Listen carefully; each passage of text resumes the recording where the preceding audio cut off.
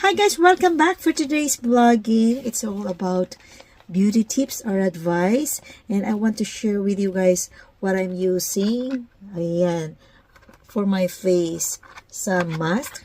Yes. From Watson to guys ha. Mga hindi nakaka-afford ng mga pang beauty mask na effective naman sa ating mga face. So this is what I'm using. The anti-wrinkle serum mask. Yes.